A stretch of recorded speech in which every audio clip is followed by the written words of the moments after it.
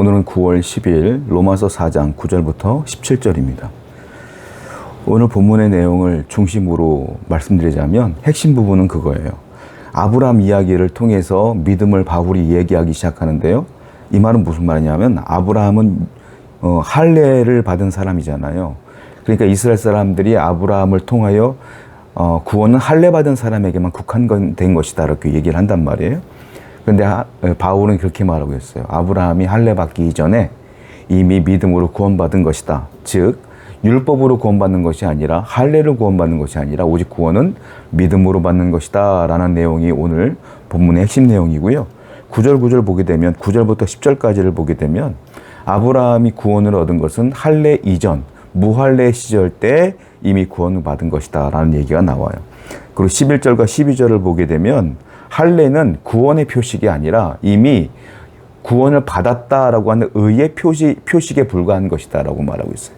즉 구원을 받는 조건이 아니라 이미 구원받은 사람이야 라는 표식이 할례라는 것이죠. 그것이 이제 11절과 12절에 나옵니다. 그리고 13절부터 15절을 보게 되면 율법의 역할과 믿음의 역할이 나와요. 율법은 구원을 이루는 것이 아니라 죄를 드러나게 하는 것이다. 이 얘기를 바울이 하고요. 16절과 17절을 보게 되면 그러므로 우리가 구원받은 모든 것은 하나님의 은혜라 라는 것으로 오늘 말씀을 마치게 되는 것입니다. 구체적으로 한번 살펴볼게요.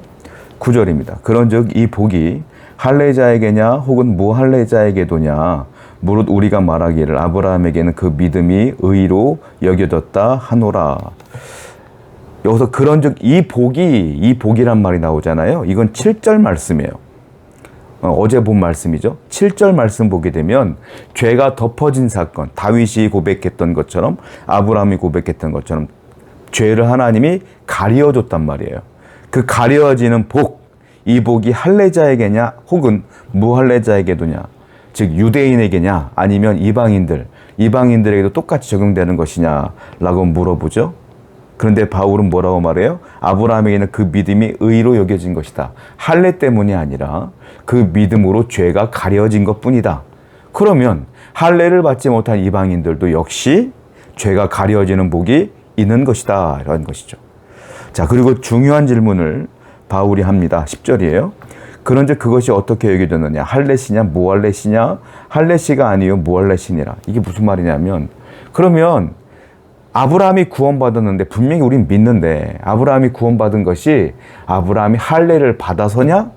아니면 할례를 받기 전에 구원받은 것이냐라고 굉장히 중요한 질문을 하죠.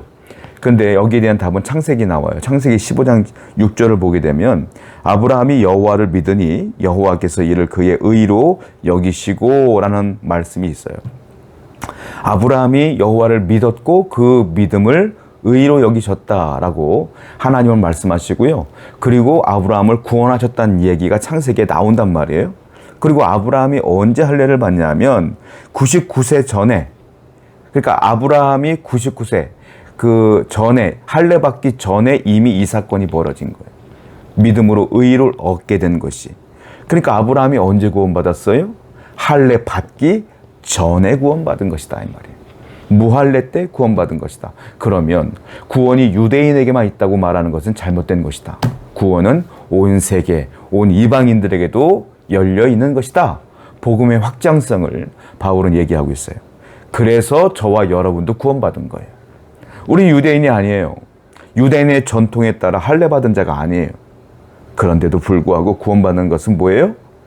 구원은 할례로 받는 것이 아니라 오직 믿음으로 받는 것이기 때문이다 라는 거예요.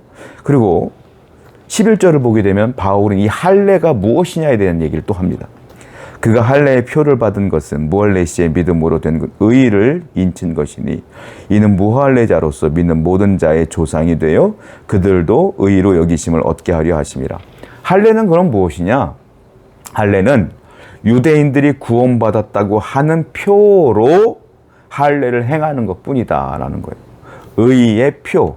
아브라함에게 하나님이 할례를 행하라고 했어요. 그것은 구원받기 위한 조건이 아니라 너는 이제 믿음으로 구원받았으니 내 백성이야 라고 하는 표로서 할례를 행하라. 그것을 인친 것이다. 이렇게 의를 인친 것이다 라고 표현을 한다는 거예요. 자, 이 표라는 것은요 세메이온이라는 단어를 씁니다. 세메이온이라는 단어는 표적이란 뜻이에요. 표시, 우리가 이제 마킹 하잖아요. 우리가 뭐 할 때. 그런 뜻이에요. 세메이온이라는 단어가. 근데 여기 보면 의를 인친 것이니 이 단어가 나와요. 이건 스프라기스라는 단어를 씁니다. 스프라기스는 똑같은 인친다, 표식을 남긴다는 뜻인데 이거는 어떤 뜻이냐면 고대 계약 문서에서 서로 간에 계약을 하지 않습니까? 그때 인친다, 도장을 찍는 거예요. 완성된 계약서에 도장을 찍어서 이것이 확실하다는 표식을 남길 때 이 단어를 쓴다 이거예요. 스프라기스라는 단어를 쓴다는 거예요. 그러니까 이건 뭐냐면 내가 계약서를 쓰고 인침으로 말미암아 이제부터는 이 물건은 내 거야, 내 것이야 라고 하는 소유를 인증하는 거예요. 그러니까 하나님께서 할례를 행하라 이 말은 뭐냐면 이제 너희는 믿음으로 구원받았으니 나의 백성이야, 내 것이야 라는 표시로 할례를 행한 것뿐이지 할례를 행했느냐 안 했느냐에 따라서 구원을 받느냐 못 받느냐는 아니다라는 얘기를 하고 있어요. 얼마나 감사한지 몰라요. 만약에 할례가 구원의 조건이었으면 유대인들만 구원받는 거예요. 저와 여러분들은 구원받지 못하는 거예요. 그래서 하나님은 할례가 구원의 조건이 아님을 바울을 통해 우리에게 이야기해주고 있는 거예요. 얼마나 감사한지 몰라요. 그래서 아브라함뿐만이 아니라 아브라함의 후손 모든 사람들도요, 행위로 구원을 받는 것이 아님을 바울은 선언하는 것입니다. 오직 구원은 믿음으로만 가능한 것이다. 14절 말씀 볼게요. 만일 율법에 속한 자들이 상속자이면 믿음은 헛것이 되고 약속은 파기되느니라. 만약에 율법에 속한 자들, 즉 유대인들, 할례를 행하고 율법을 지키는, 율법을 받은 그 유대인들만 상속자라고 하면 우리가 아무리 믿어봐야 소용이 없는 거 아니냐. 그럼 이방인들뿐만이 아니라 유대인들 외에는 구원받을 수가 없잖아. 하나님의 뜻은 그것이 아니야 라고 말하는 거고요. 15절 보니까 율법의 기능을 얘기하고 있는데요. 율법은 진노를 이루게 하나니 율법이 없는 곳에는 범법도 없느니라. 율법은 진노를 일으킨다. 무슨 말이에요? 율법의 역할이 나와요. 율법의 역할은 뭐냐면 하나님 말씀에 비추어 봤을 때 이것이 죄인지 죄가 아닌지를 구별하는 용도로 율법을 사용하는 것이다.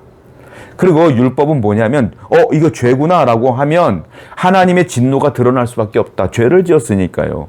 그러니까 율법의 역할은 죄냐 아니냐, 그리고 죄를 지었으면 하나님의 심판과 진노가 드러나는 것, 거기까지만 역할이야. 그러면 죄가 드러났어요.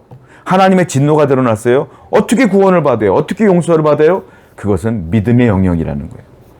율법의 역할과 믿음의 역할은 다르다라는 것이죠. 16절 볼까요?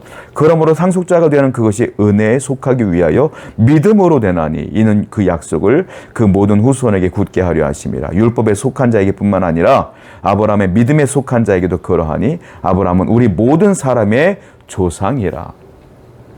아브라함이 왜 믿음의 조상이냐? 아브라함도 믿음으로 구원받았기 때문이고, 아브라함은 유대인들과 랍비들에게는 조상이지만 우리 이방인들에게는 실질적으로 혈육적으로는 조상이 아니에요. 그런데 하나님 뭐라고 그랬어요? 아브라함도 믿음으로 구원받았어. 그러므로 믿음으로 구원받는 모든 사람들의 믿음의 조상이 아브라함이라. 이걸 뭐라고 말하냐? 16절을 보니까 은혜라, 은혜에 속한 자. 할렐루야. 저와 여러분들은 은혜에 속했어요. 여러분들의 행함을 통하여 구원받는 게 아니에요. 율법을 통하여 구원받는 게 아니에요. 할례냐 무할례냐를 통해서 구원받는 게 아니에요. 오직 믿음으로 구원받는 거예요. 그 믿음을 갖고 살아가는 우리는 이미 하나님의 크신 은혜 안에 있는 거예요. 오늘도 여러분들이 은혜 안에 있음을 기억하셔서 매사에 감사하며 살아가는 여러분들에게 축원드립니다. 기도합니다. 하나님, 우리가 이 믿음으로 구원받은 것에 대한 감사가 끊이지 않도록 도와주시고 지금도 그 은혜 안에 있음을 감격스럽게 생각하며 살게 하여 주시옵소서. 예수님의 이름으로 기도드렸습니다. 아멘.